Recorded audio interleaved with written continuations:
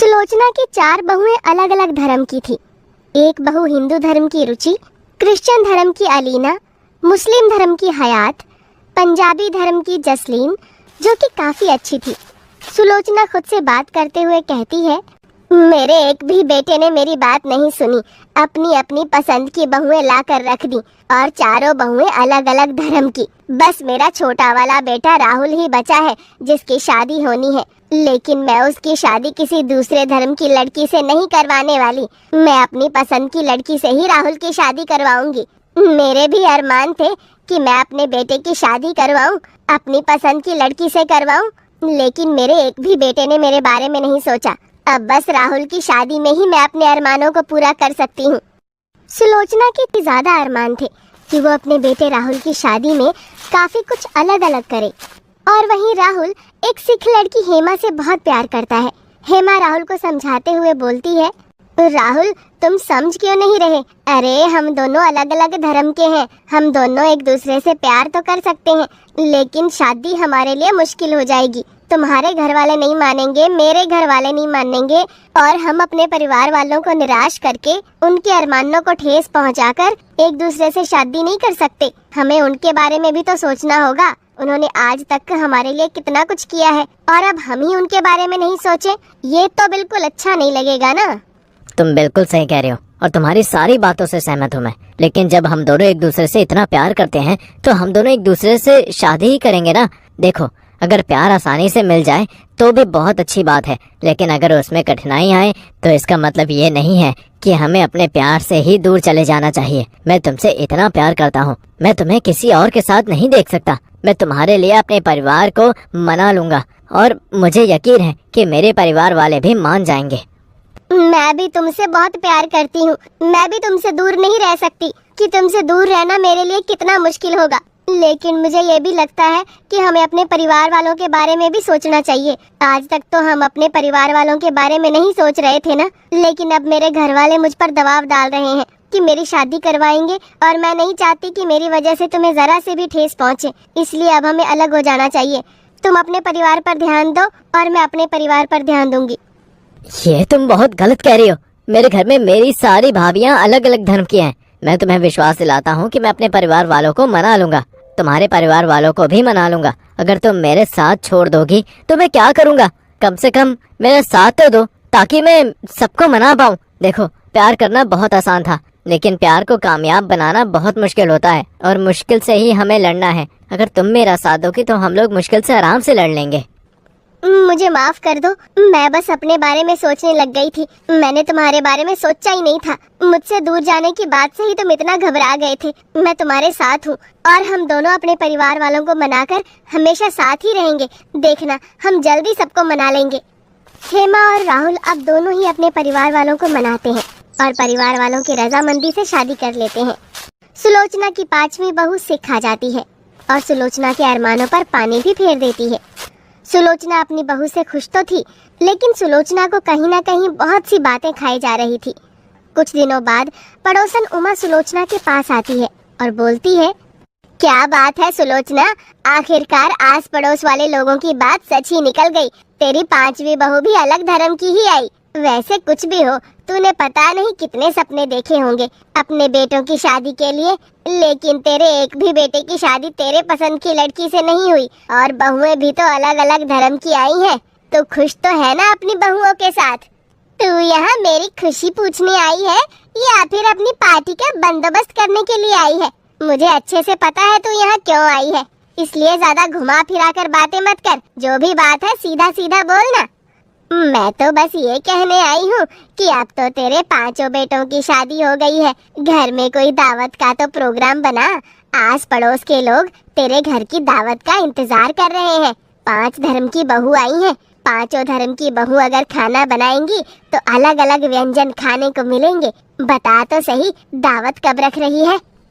मुझे कुछ नहीं पता, मेरी मर्जी से इस घर में कुछ नहीं हो रहा है, इसलिए मुझसे कुछ मत पूछ। अगर तुझे दावत का प्रोग्राम जानना है तो जाकर मेरी 5 बहुओं से पूछ ले। लेकिन मुझे अपनी बहुओं से कोई शिकायत नहीं है, लेकिन मैं खुश भी नहीं हूँ। मैं करूँ भी तो क्या करूँ? मेरे बेटों ने मेरी नहीं सुनी तो मैं बहू से कैसे शिकायत करूँ? और वैसे भी दावत का तो बिल्कुल भी मन नहीं है। 4 लोग आएंगे, 4 सवाल करेंगे, इससे अच्छा तो कोई दावत ही ना हो। सुलोचना काफी उदास रहने लगी थी। ये सब उसकी 5 बहुएं काफी नोटिस कर रही थी। एक दिन सुलोचना जब अपने कमरे में अकेले बैठी होती है तो सुलोचना की 5 बहुएं उसके पास जाती हैं और रुचि अपनी सास से कहती है, माँ जी क्या बात है, हम कई दिनों से देख रहे हैं कि आप कुछ ज्यादा ही उदास लगती हैं। माँ जी कोई बात है तो हमें बताइए ना, हम आपकी बहुएं हैं, भले ही आपके बेटों की पसंद से आई हैं, लेकिन है तो हम सब आपकी बहू ना। अम्मी जान बोलिए ना, कोई परेशानी है तो, कोई मसला है तो हमें बताइए। तुसी चिंता मत करो मम्मी जी, 5 बहुएं हैं आपकी, 5 बहुओं को अपनी शिकायतें बता दो, चुटकियों में आपकी परेशानियां हल हो जाएंगी। बताइए ना मम्मी जी क्या दिक्कत है आपको। यस मॉम, हम आपके साथ हैं। अगर हमें आप बताएंगी कि आपको क्या प्रॉब्लम है तो देखना गॉड भी आपकी प्रॉब्लम को जल्दी से सॉल्व कर देंगे। बताइए ना मॉम, हम आपके साथ हैं, हम आपको कभी भी अपसेट नहीं देख सकते, पर कुछ दिनों से आप अपसेट दिख रही हैं, इसलिए हमें बिल्कुल भी अच्छा नहीं लग रहा है। अरे तुम 5 मेरी परेशानियां हो, तुम 5 अलग अलग धर्म की बहुएं हो और आस पड़ोस के लोग मुझसे दावत मांग रहे हैं, मैं कैसे दावत दे दूं। तुम 5 अपने अपने धर्म का खाना बना दोगी और कोई कुछ बना दे जो लोगों को पसंद ना आए, पूरा बवाल खड़ा हो जाए, तब मैं क्या जवाब दूंगी। इसलिए मुझे बिल्कुल अच्छा नहीं लग रहा। तुम 5 से मुझे शिकायत नहीं है, लेकिन मैं खुश नहीं हूँ। मैं साफ साफ बता रही हूँ, मैं कहीं भी मुंह नहीं दिखा सकती क्योंकि मेरी 5 अलग अलग धर्म की बहुएं आई हैं। अपनी सास की बातें सुनकर 5 बहुएं सुलोचना के कमरे से बाहर आती हैं और सबसे छोटी देवरानी हेमा बाकी 4 से बोलती है, माँ जी बहुत परेशान है, उन्हें यही बात खाई जा रही है कि उनके 5 बेटों की शादियाँ हो गई और उन्होंने कोई दावत नहीं दी। लोग उनसे दावत मांग रहे हैं, उनसे पार्टी मांग रहे होंगे, लेकिन वो खुश नहीं है तो कैसे दावत दे सकती हैं। लेकिन हम उनकी बहुएं हैं और 5 बहुओं को अपनी सास को खुश करना पड़ेगा, इसलिए हम दावत करेंगे, ठीक है।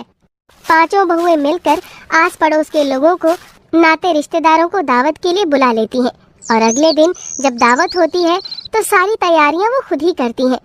5 धर्म की बहुएं अपने अपने धर्म का बेस्ट खाना बनाती हैं जिससे लोगों को कोई परेशानी ना हो। सब लोग आ जाते हैं और दावत शुरू हो जाती है। तभी सुलोचना भी बाहर आती है और लोगों को देखती है। वो अपनी बड़ी बहू से बोलती है, ये सब क्या हो रहा है, हमारे घर में दावत हो रही है और मुझे इस बारे में किसी ने कुछ बताया क्यों नहीं, और दावत में तुम लोगों ने क्या बनाया, कोई परेशानी तो नहीं होगी ना, मुझे तो डर लग रहा है।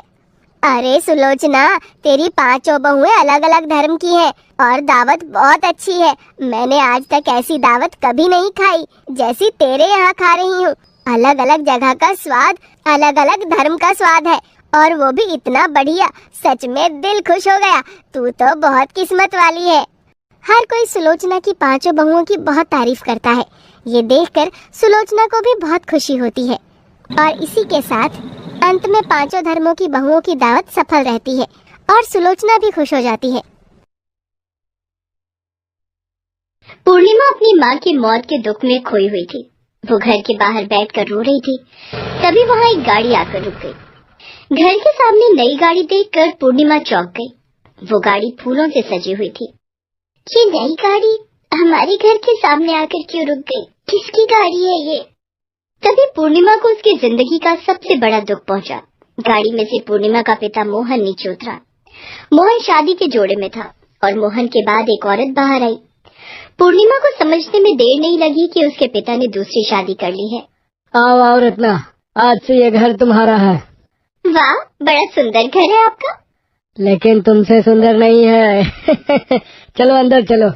पूर्णिमा रो रही थी लेकिन उसके पिता ने उस पर ध्यान ही नहीं दिया। मोहन की नई बीवी रत्ना ने पूर्णिमा को देखा और कमरे के अंदर जाने के बाद उसने मोहन से पूछा, वो घर के बाहर जो लड़की खड़ी है वो कौन है? वो असल में वो मोहन घबरा गया लेकिन तुरंत खुद को संभाल कर कहा, वो मेरे घर की नौकरानी है। बेचारी के माँ बाप मर गए हैं, यहाँ आकर रो रही थी तो मैंने उसे काम पे रख लिया। वाह, कितना बड़ा दिल है आपका। लेकिन वो अभी भी क्यों रो रही है? माँ बाप को याद कर रही है शायद। मैं चाहे जितना भी प्यार दे दूं, माँ बाप की जगह तो कोई नहीं ले सकता ना। हाँ, ये तो बिल्कुल सही कहा आपने। आप कितने अच्छे हो।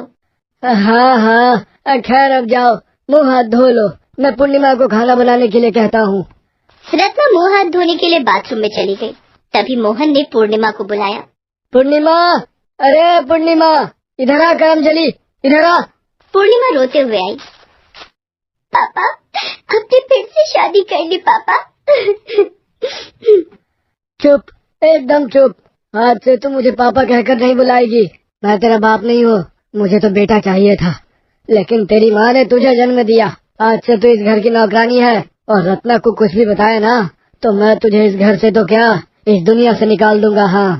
पूर्णिमा के पास जाने के लिए कोई जगह नहीं थी, इसीलिए उसे मोहन की बात चुपचाप माननी पड़ी। उसने अपनी नई सौतेली माँ के लिए खाना बनाया। ये लीजिए मालकिन, खाना बन गया है। अरे वाह, तुमने इतनी जल्दी खाना बना लिया, गुड गर्ल।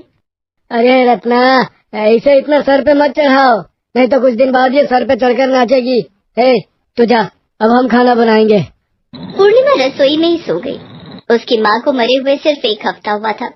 पूर्णिमा अभी भी उस सदमे से बाहर नहीं निकल पाई थी। स्कूल जाते वक्त वो अपनी माँ को हंसती हुई देखकर गई थी, लेकिन लौटकर उसने देखा कि उसकी माँ जमीन पर लेटी हुई है और उसका शरीर सफेद चादर से ढका हुआ है। माँ, माँ आपको क्या हुआ? माँ, माँ बात करो। माँ, माँ आपकी तबीयत खराब है क्या? कुछ तो बोलो ना माँ। माँ। पास में ही मोहन बैठा हुआ था। उसने कहा, वो बात नहीं करेगी, वो मर चुकी है। मर चुकी है मतलब? कैसे हुआ ये सब? जाते वक्त तो माँ एकदम ठीक थी। अरे मौत कब और कैसे आ जाए ये कौन बता सकता है। चल हट जा, तेरी माँ को शमशान ले जाना है। पूर्णिमा अपनी माँ को छोड़ना नहीं चाहती थी। वो अपनी माँ की लाडली बेटी थी। उसकी माँ उससे बहुत प्यार करती थी। वो अपनी माँ की डेड बॉडी को जोर से पकड़े हुए थे, लेकिन मोहन ने जबरदस्ती पूर्णिमा को वहाँ से हटा दिया और घर के बाहर फेंक दिया, और फिर डेड बॉडी लेकर वहाँ से चला गया। उसके बाद पूर्णिमा ने और कभी अपनी माँ को नहीं देखा।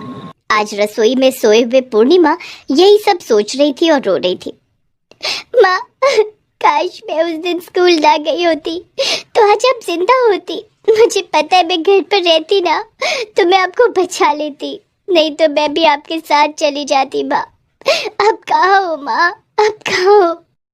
इतनी सी उम्र में माँ को खोने का दुख क्या होता है वो सिर्फ उसे ही पता होता है जिसने अपनी माँ को खोया हो। ऊपर से अब पूर्णिमा की नई सौतेली माँ आ चुकी थी। उसे पूर्णिमा बता भी नहीं सकती थी कि असल में वो इस घर की बेटी है। दिन बीतने लगे। धीरे धीरे मोहन ने रत्ना के मन में भी जहर घोल दिया। रत्ना पहले पहले तो पूर्णिमा के साथ अच्छा बर्ताव करती थी, लेकिन धीरे धीरे वो भी पूर्णिमा से दिन रात बस काम करवाने लगी।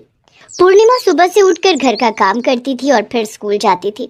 स्कूल से लौटकर रात तक वो फिर से घर का काम करती थी। इसी तरह दिन बीत रहा था।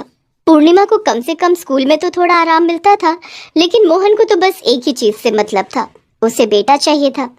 कुछ ही दिन में रत्ना गर्भवती हो गई और मोहन ने उससे कहा, सुनो रत्ना, अब से तुम केवल नहाने और बाथरूम जाने के लिए बिस्तर से उठोगी, बाकी समय बिस्तर पर ही रहोगी, समझ गई? अच्छा, और बिस्तर पर मुझे खाना लाकर कौन देगा? क्यों, पूर्णिमा है ना? वो तो स्कूल चली जाती है। हाँ तो नहीं जाएगी स्कूल, वैसे भी पढ़ के क्या ही उखाड़ लेगी। है पूर्णिमा, आज से तेरा स्कूल बंद। आज से तू बस रत्ना का ख्याल रखेगी, समझ गई? पूर्णिमा को पढ़ाई लिखाई करने में मजा आता था, लेकिन वो भी उससे छीन लिया गया। वो रत्ना की सेवा करती रही। पूर्णिमा की जिंदगी बर्बाद हो गई। पूर्णिमा, मेरे लिए गर्म पानी लेकर आ। लाई मालकिन। और हाँ, मुझे भूख लगी है, मेरे लिए रोटी और बैंगन का भरता बना कर ला। लेकिन मैंने तो दाल चावल बना लिया है मालकिन, आप ही ने तो कहा था दाल चावल बनाने के लिए। हाँ, तब दाल चावल खाने का मन हो रहा था, लेकिन अभी रोटी और बैंगन का भरता खाने का मन हो रहा है। जा लेकर आ। है पूर्णिमा, रत्ना जो बोल रही है वो चुपचाप कर, नहीं तो। अभी रोटी और बैंगन भरता लाती हूँ मालकिन। हाँ, लेकिन उससे पहले मुझे एक कप चाय देकर जाना। ठीक है मालकिन, अभी लाती हूँ चाय। वो पूरा दिन रत्ना और मोहन की फरमाइश सुनती थी और रात को रसोई में सो जाती थी। कभी कभी उसे खाना भी नहीं मिलता था। वो सोए हुए बस अपनी माँ को याद करती थी। माँ, आप मुझे लेकर क्यों नहीं गई? माँ, मैं अकेले यहाँ बहुत दुखी हूँ। रत्ना को गर्भवती हुए 8 महीने हो चुके थे। मोहन बेसब्री से उसकी डिलीवरी का इंतजार कर रहा था। कुछ दिन बाद रत्ना के पेट में दर्द शुरू हुआ। लेबर पेन की वजह से उसे अस्पताल में भर्ती होना पड़ा। इधर पूर्णिमा घर संभालने लगी। एक रात पूर्णिमा सोई हुई थी, तभी उसके सपने में उसकी माँ आई। बेटी, मैं कहीं नहीं गई हूँ, मैं यही हूँ तेरे पास, तेरे दिल में। बेटी, फिर से एक बड़ा खतरा आने वाला है, तू सतर्क रहना, तुझे होशियारी से काम लेना है। सतर्क रहना बेटी, सतर्क रहना। पूर्णिमा की नींद टूट गई। माँ मुझे सतर्क रहने के लिए क्यों कह रही थी? क्या खतरा आने वाला है? नहीं नहीं, मुझे सतर्क रहना ही होगा। अगले ही दिन अस्पताल में रत्ना ने एक लड़की को जन्म दिया और उसे लेकर घर चली आई। रत्ना बहुत खुश थी, लेकिन मोहन गुस्से से लाल हो गया था।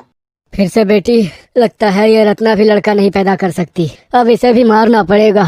मोहन ने दुकान से मिठाई खरीदी और उसमें जहरीली दवाई मिला दी, लेकिन उसे ये मिलाते हुए पूर्णिमा ने देख लिया। मोहन ने मिठाई का डिब्बा रत्ना को दिया और कहा, ये लो रत्ना, मिठाई लाया हूँ, मेरे यहाँ से जाने के बाद खा लेना। हाँ। मोहन चला गया। रत्ना जैसे ही मिठाई खाने को गई, वैसे ही पूर्णिमा दौड़कर आई और मिठाई फेंक दी। ये क्या किया तूने? आपकी जान बचाई। पूर्णिमा ने अब रत्ना को सब कुछ सच सच बता दिया। क्या तू उनकी बेटी है? तेरी माँ मर गई है, वो मुझे भी मारना चाहते थे। हाँ माँ, मैंने अपनी आंखों से देखा, लगता है मेरी माँ को भी पापा ने ऐसे ही मारा है। मेरे दिमाग में एक आइडिया है, आप और मैं मरने का नाटक करके पड़े रहते हैं और मोबाइल का कैमरा ऑन करके रख देते हैं। दोनों ने वही किया। कुछ ही मिनट के बाद मोहन वहाँ आया। मर गए दोनों। हाँ, इसी तरह पूर्णिमा की माँ को भी मारा था मैंने। अब मैं फिर से शादी करूँगा, मुझे बेटा ही चाहिए। तभी पूर्णिमा और रत्ना दोनों उठ गई। सब कुछ रिकॉर्ड हो चुका है, पुलिस भी आती ही होगी, आपका भांडा फूट गया है। पूर्णिमा की वजह से मोहन पकड़ा गया। पुलिस ने उसे अरेस्ट कर लिया। पूर्णिमा ने रत्ना को माँ कहकर पुकारा और माँ बेटी खुशी खुशी रहने लगी।